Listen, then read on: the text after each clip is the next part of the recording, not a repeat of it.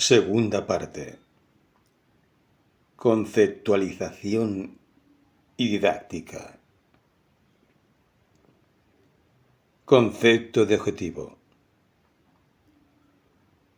Todo proyecto está sustentado por un eje, lo que podemos llamar la médula misma de la estructura, aquello que lo sostiene en su esencia. Cuando hablamos de objetivo, siempre estamos expresando, en un concepto general, una multiplicidad de objetivos específicos de los que, a su vez, se desprenden diversos métodos de trabajo. Estos métodos están basados básicamente en un diagnóstico permanente de la población con la cual se ejerce la tarea. El objetivo es entonces ese eje medular de la estructura de todo proyecto, y resulta imprescindible mantenerlo siempre presente, aun en las etapas más intrincadas y complejas. Justamente durante estas etapas que podríamos llamar los momentos de confrontación entre lo ideal y lo real, debemos aferrarnos al objetivo para no perder el sentido de nuestro proyecto. Actitud frente al objetivo. Tenemos que tener en cuenta que, ante todo, este sostén, muy semejante a un ideal, debe poder implicarse en la realidad con gran flexibilidad. Sabemos que el objetivo general, como ya lo hemos mencionado, contiene una multiplicidad de objetivos específicos. Esto quiere decir objetivos puntuales respecto a un aspecto puntual. Por ejemplo, si el objetivo general de un programa de estimulación literaria es el de la renovación de la capacidad de lectura crítica y la producción literaria en una población escolar, podríamos decir que un objetivo específico sería la producción de un determinado material literario durante el primer cuatrimestre del ciclo lectivo, o la organización o ampliación de bibliotecas en los establecimientos educativos con los que se trabaje. Es decir, mientras el objetivo general es un eje de naturaleza aparentemente ambiciosa, los objetivos específicos que de él irradian lo constituyen en una entidad donde lo real y lo ideal hallan su síntesis. Esquemáticamente podría simplificarse de este modo. Objetivo general. Entre lo ideal y lo real, objetivo específico. Objetivo específico. Es decir, que el resultado del objetivo general, del cual irradia los objetivos específicos cuyos fines se insertan en el campo de lo real, define la metodología a utilizar para la consecución de todo proyecto. Campo de lo real.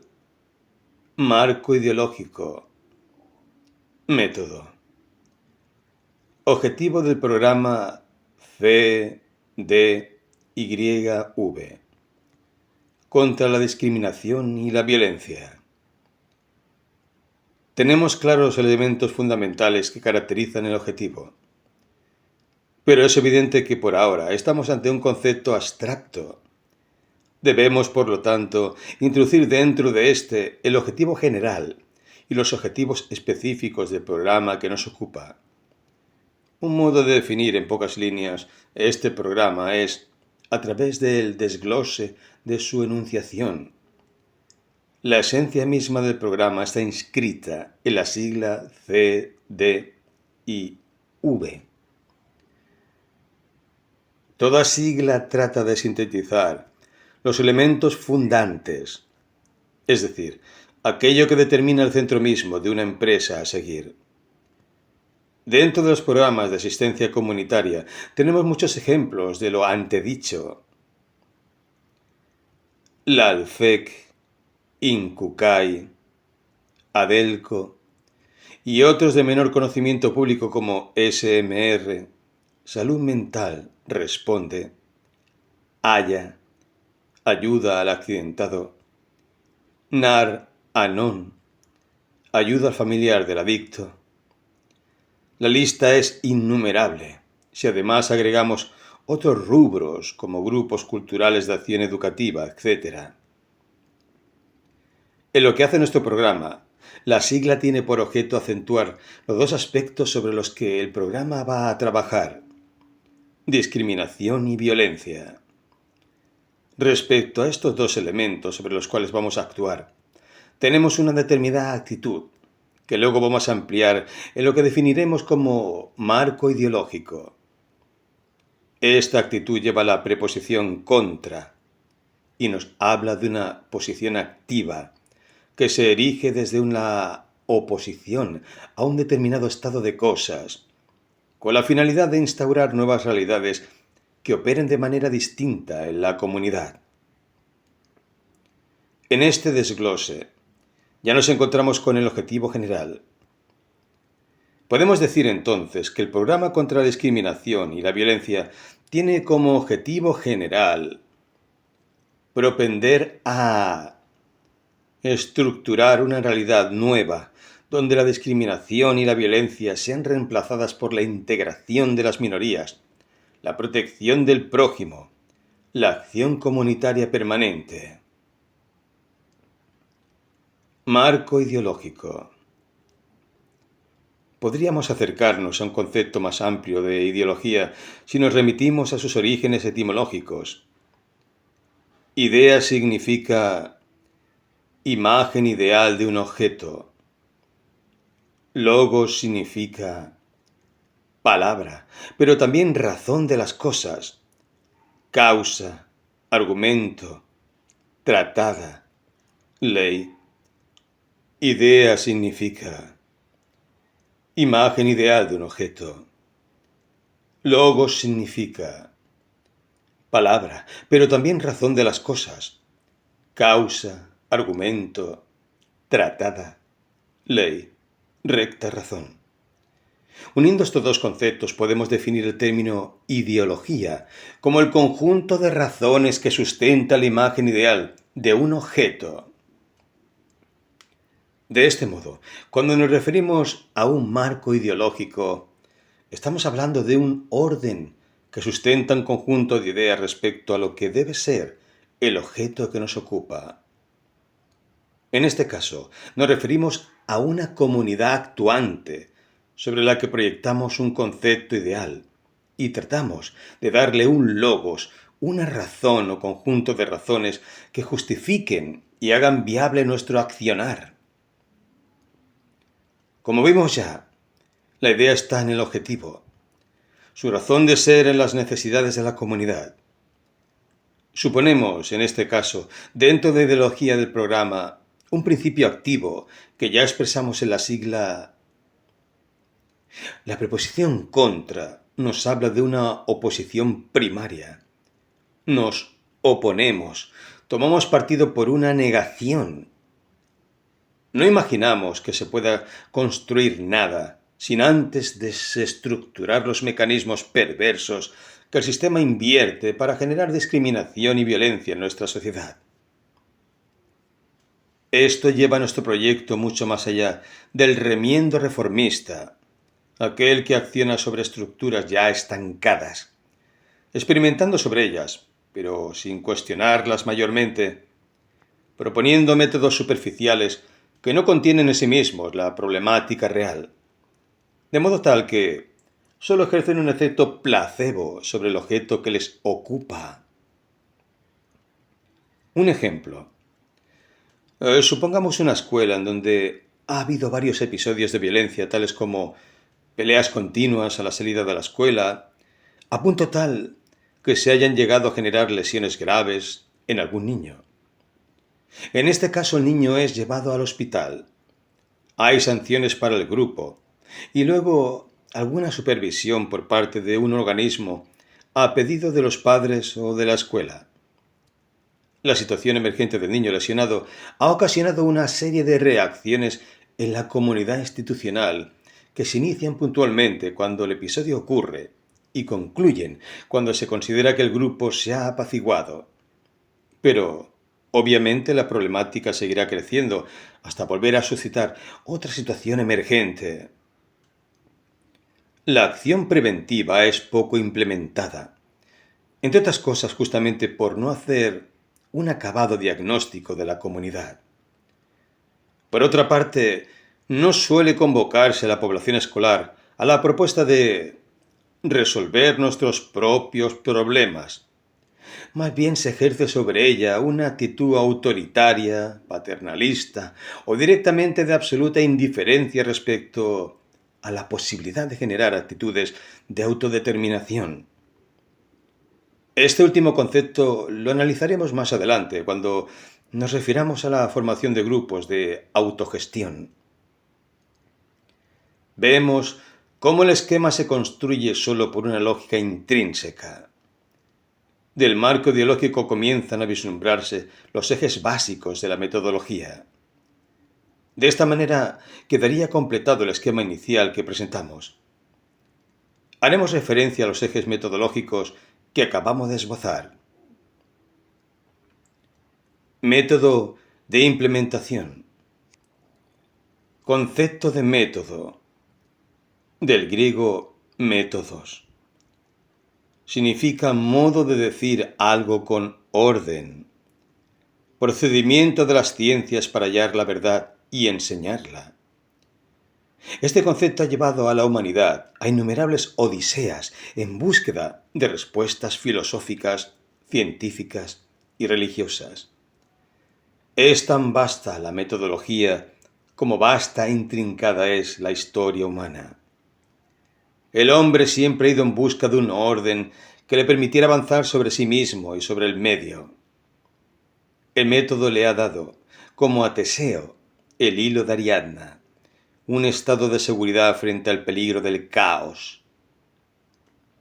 Tal vez, en este sentido, la historia del pensamiento refleje más acabadamente que la fáctica la naturaleza humana y su porvenir moral.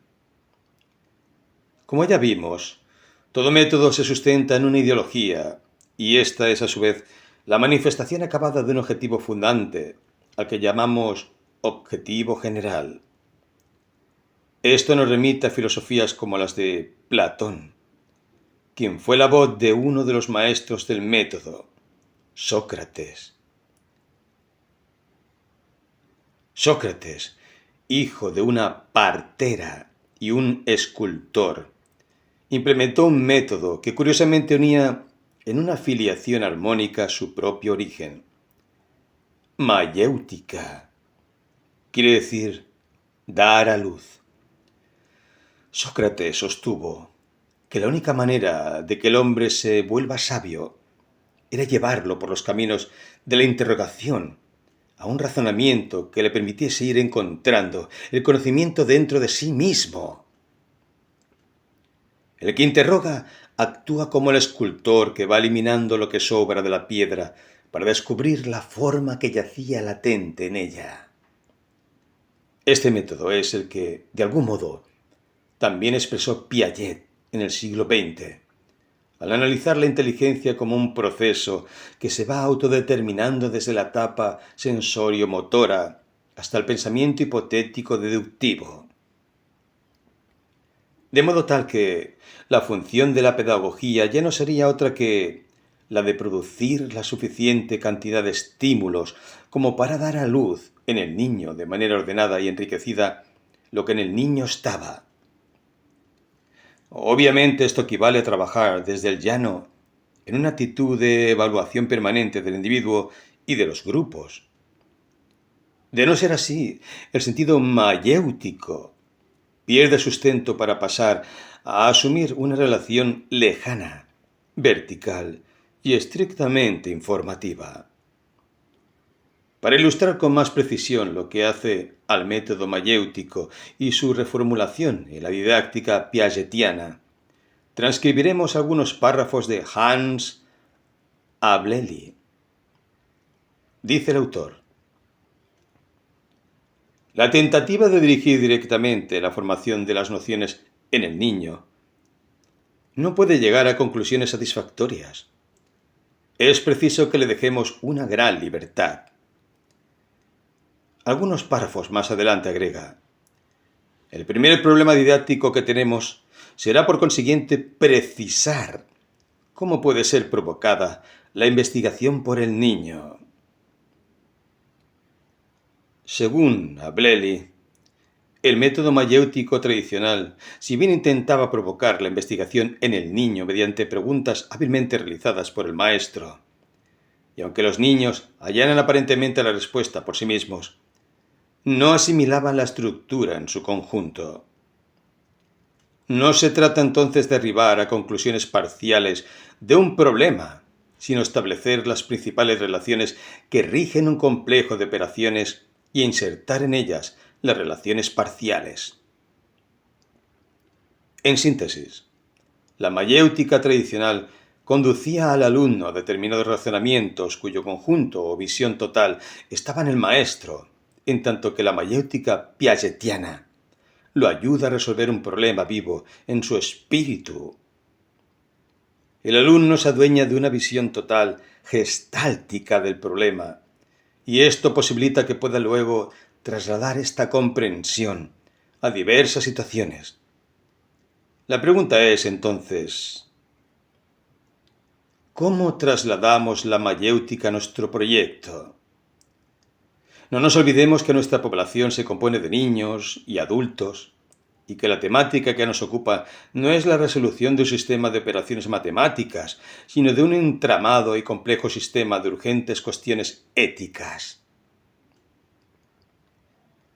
Esquema de los 3 métodos. Relación alumno, conocimiento, docente. Método tradicional.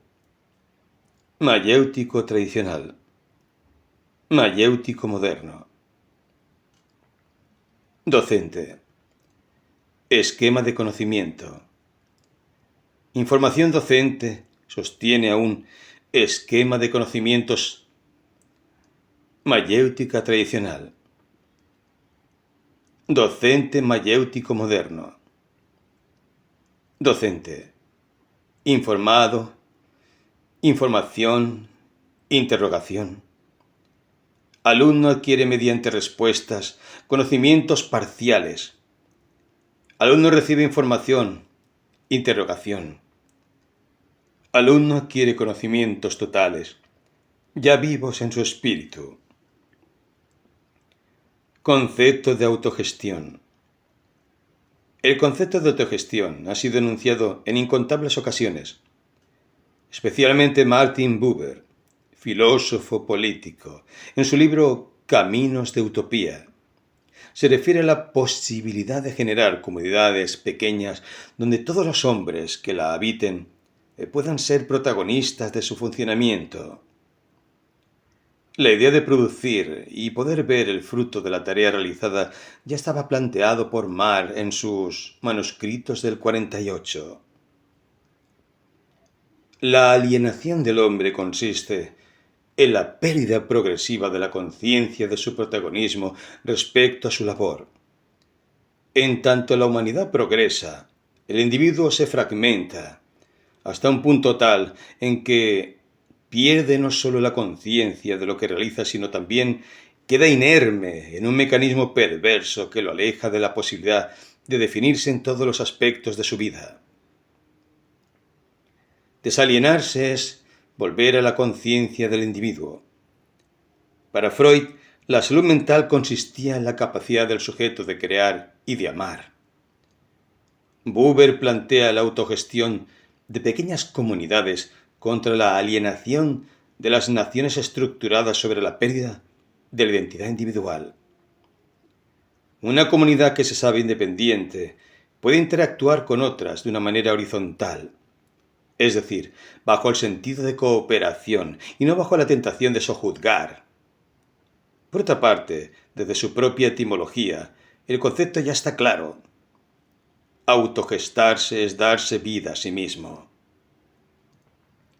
Es comprensible presuponer que en un mundo donde ya ni siquiera existe la identidad cultural, resulta irrisorio suponer que pueda volverse sobre conceptos que contradicen de plano la estructura misma de este salvaje y globalizado capitalismo.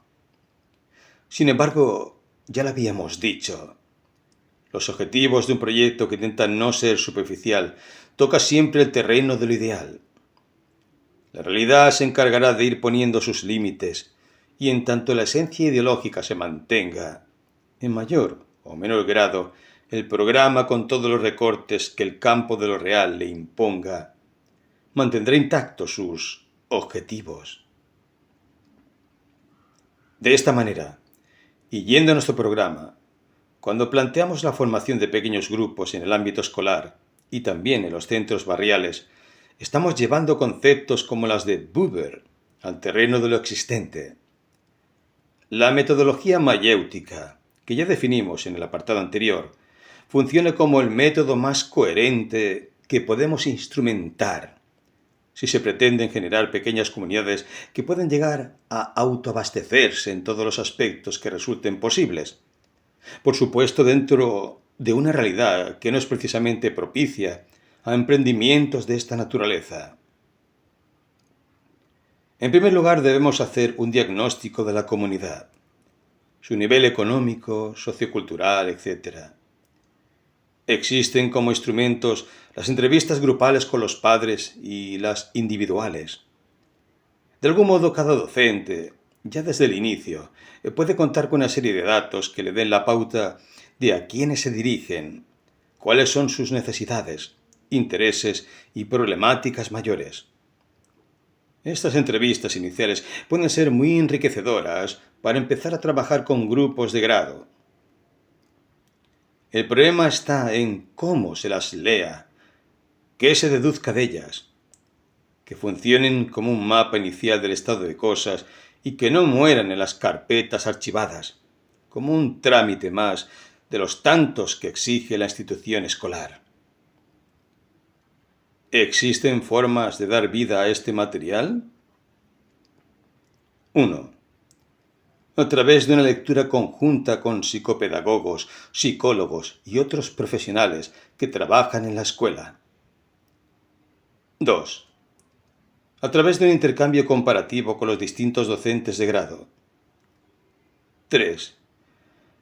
Haciendo una evaluación de estas entrevistas, sacando conclusiones, abriendo interrogantes. Estas sugerencias de actividades preparan el terreno para poder acceder a la formación de grupos de padres por grado, conociendo los aspectos básicos de quienes los integrarán. 4. También se puede agregar un cuestionario que será mantenido en absoluta reserva por la institución escolar. Es preferible que el mismo se realice por separado a cada uno de los cónyuges. Planilla complementaria para reuniones individuales. 1. ¿Cómo se siente actualmente con su familia? 2. ¿Hay una relación armónica? ¿Existen conflictos entre los adultos? 3. ¿Cómo se siente usted en su relación con sus hijos? 4. ¿Con su cónyuge? 5. Si hay conflictos, ¿cuáles son los factores que, según su opinión, más perturban a su familia? 6. ¿Ha vivido episodios de violencia? 7. De ser afirmativa la respuesta, podría hacer un relato al respecto. 8. ¿Se ha sentido discriminada por la familia, el entorno, hotel, pensión, parroquia, el trabajo, etc.? 9. ¿Le han relatado sus hijos haber sido víctimas de algún episodio de discriminación o violencia en el barrio, la escuela, etc.? 10. ¿Ha notado en los últimos tiempos alteraciones en la conducta de su cónyuge? ¿Alteraciones de conducta en sus hijos? De haberlas notado, ¿podría narrarlas aunque sea brevemente? 11. De formarse un grupo de padres, ¿qué temas desearía abordar de los que atañen en su problemática personal y la de su familia? 12. ¿Ha consultado centros de apoyo para su problemática? De no ser así, ¿desearía recibir información al respecto? Haga un relato de lo que es, según usted, su situación familiar actual y su relación con el entorno, parientes, amigos, clubes o asociaciones a las que concurra. Presentación. Es importante hacer una presentación del programa en cada escuela, invitando a participar del evento a toda la comunidad escolar, personal directivo, administrativo, docentes, padres y alumnos. La participación general es fundamental, ya que esto dará la pauta de que no es un programa que atañe a una porción de la institución escolar, sino a todos los que la componen. Aspectos a tener en cuenta. 1. Criterio de simultaneidad. Esto significa dejar en claro que este proyecto funcionará simultáneamente con adultos y niños, abarcando todas las facetas posibles de la institución escolar. Que no será un proyecto aislado en tanto se irá impartiendo en todas las escuelas posibles de la ciudad de Buenos Aires. 2. Exposición general del diagnóstico de comunidad realizado a partir de las planillas. 3. Objetivos que se persiguen conseguir a partir del siguiente diagnóstico. 4. Metodología a utilizar. 5. Entrega de trípticos explicativos del proyecto al finalizar el acto. Formación de los grupos de padres. Una vez entregado el cuestionario, luego de que el mismo haya sido cuidadosamente evaluado por cada docente de grado y previamente a la presentación del programa, es importante que haya al menos 2 encuentros entre docentes de los distintos grados que intercambien las evaluaciones realizadas, cotejando los puntos de contacto y las diferencias con el fin de lograr un diagnóstico enriquecido por el análisis conjunto. Una vez realizadas estas actividades básicas, para que el docente pueda tener un registro más claro de la situación del grupo con el que va a trabajar, se procederá a la formación de grupos de padres. Su composición se irá conformando de acuerdo a las necesidades que surjan de los propios padres. En la primera jornada se volverá sobre los puntos planteados en la presentación general. Hay que recordar que los padres ya han sido informados de las características básicas y que además es posible que el cuestionario inicial haya movilizado expectativas personales. Eso implica que hay un terreno propicio como para empezar a trabajar desde la interrogación. ¿Cómo desarrollar los encuentros grupales? Sabemos algunas cosas a través de las entrevistas. Ya hemos evaluado el nivel socioeconómico y cultural, así como las problemáticas predominantes. De esta manera es posible que a partir de un intercambio, esta vez más íntimo, acerca de los aspectos tratados en la presentación, surjan comentarios que nos den la pauta de cuál es la cuestión sobre la que se debe trabajar. Vamos a dar un ejemplo que ilustre sucintamente lo que queremos expresar. Docente. Lo que nos proponemos hoy es abrir un espacio para que todos puedan dar su parecer con respecto a los problemas que estamos viviendo. También cada uno puede expresar sus preocupaciones personales en la medida en que crean necesario. Sabemos que existen muchos temas que nos afligen. A veces volvemos a casa y vemos a nuestros hijos encerrados frente a la televisión o corriendo a los videojuegos. No sabemos a qué hora van a volver. Aquí, el docente ha funcionado como un disparador de ciertas situaciones conflictivas que, según las evaluaciones previas efectuadas, consideró que eran de preocupación general del grupo. Las expresiones de los padres muestran que no ha errado. Se puede verificar preocupación, necesidad de contar el propio caso, opiniones encontradas. Padre 1. A mí me pasa que no puedo manejar a mi hija. No me gusta que salga a esas horas, pero Me cansé de decírselo. Padre 2. A mí me cansa que no me escuche. Es cierto que yo no tengo mucha paciencia y a veces lo dejo. Padre 3.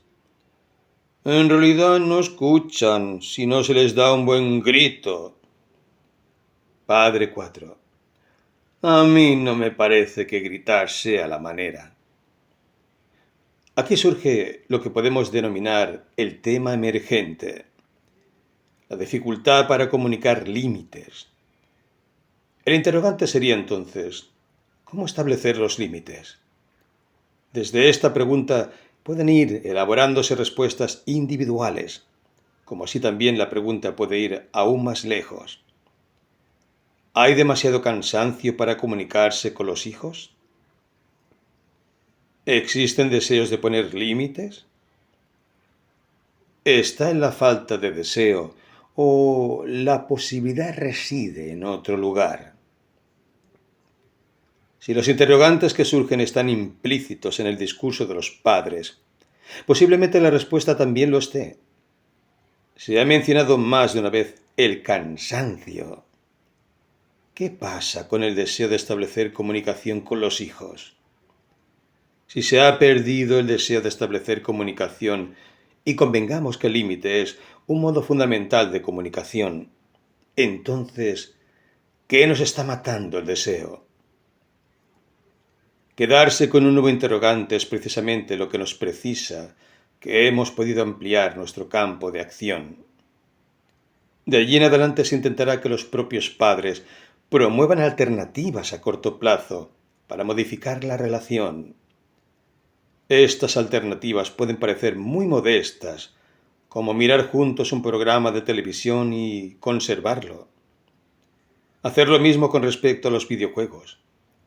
Generar un espacio para conversar acerca de los peligros que se corren a partir de determinadas horas, estando solos en la calle.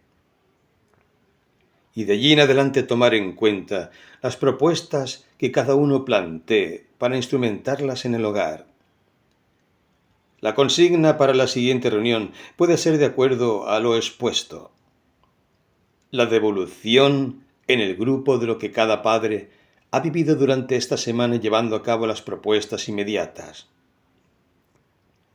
Por otra parte, el interrogante acerca de si existe un deseo real de poner límites a nuestros hijos quedaría como una tarea introspectiva, de la cual puedan, como se ha visto, surgir otros interrogantes. Tanto la elaboración práctica como el interrogante podrán ser material que se intercale enriqueciéndose mutuamente. De la tarea surgen respuestas y preguntas. Del interrogante pueden alentarse nuevas ideas para instrumentar cambios de conducta dentro del hogar. Pero hemos dado solo un ejemplo para ilustrar escuetamente un trabajo cuyo proceso es largo y complejo. Si bien no cabe una guía didáctica para el docente, ya que esto sería atentar contra la esencia individual del método mayéutico, podemos sugerir algunas pautas a modo de orientación. 1. Gradualidad. A. Distribución física del grupo. Aunque parezca banal, el pasaje de la posición de bancos tradicional al nucleamiento que se utiliza en otros ámbitos, como el circular, debe ser gradual. A pesar de resultar aparentemente más cómodo el nucleamiento circular, para quien no ha existido nunca grupos que utilicen esta disposición, la situación puede ser intimidatoria. En última instancia, no es necesario que se establezca una disposición inflexible, ni en un sentido ni en el otro. Deberá evaluarse el grado de confianza del grupo hacia sus pares, la situación actual del rol docente y evitar todo tipo de imposición o autoimposición en este sentido. B. Entre la exposición y el diálogo. Es posible que en un principio, tanto los padres como el docente necesiten mantener un mayor tiempo de exposición, de acuerdo al rol que habitualmente se ha ejercido. Por este motivo, soltar un interrogante y esperar que el grupo establezca una dinámica de diálogo inmediato puede generar efectos adversos, como producir un estado de falta de contención en el que tanto padres como docentes queden inhibidos en la tarea. Es importante explicarles a los padres cuál es el método que se utilizará y por qué esto último no solo brindará seguridad, sino que posibilitará el enriquecimiento de la tarea con aportes respecto a su abordaje por parte de los mismos padres. El objeto de que los docentes expliquen a los padres el método a utilizar apunta al objetivo de promover la autogestión. Esto nos remite al método mayéutico piagetiano. El docente tiene un esquema de conocimientos que comparte con el grupo. De este modo, al tener un esquema general del sentido del programa, será más sencillo para cada individuo reanimar lo que está vivo en su espíritu. C. Problemáticas. Nivel de compromiso. Ya sabemos que a partir de la guía o cuestionario individual, más la tarea que se haya realizado con otros docentes respecto a la misma, se ha llegado a un diagnóstico del grupo bastante acabado con respecto al tipo de problemática. Es posible que no sea conveniente durante los primeros encuentros poner el acento sobre temas que puedan movilizar excesivamente al grupo.